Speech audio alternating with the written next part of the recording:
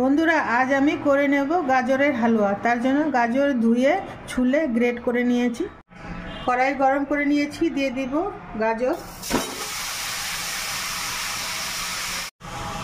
আমি দেশি লাল গাজর নিয়েছি। গাজরটা এবার কিছুক্ষণ নেড়ে চেড়ে নিচ্ছি। গাজরটা কিছুক্ষণ পর এরকম অবস্থায় হয়েছে।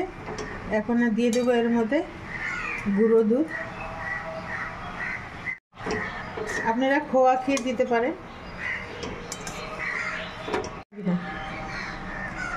দুধ ঘন করে জাল দিয়ে নিয়েছি।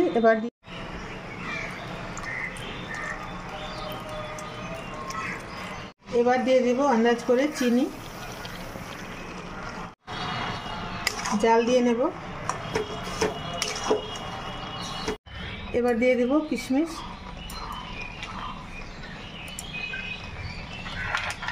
কাজু,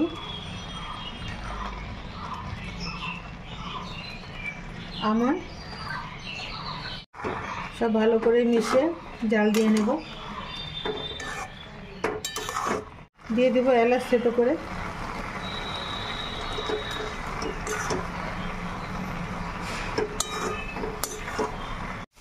গাজরের হালুয়াটা হয়ে গিয়েছে। এবার ঘি দিয়ে কিছুক্ষণ নেড়ে নামিয়ে নেব। একটু মিশিয়ে ভেজে নিচ্ছি।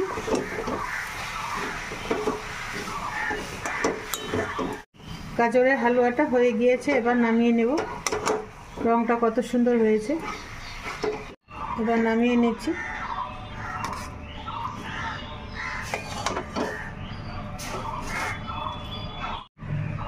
উপর থেকে একটু আমন্ড কুচি দিয়ে দিচ্ছি।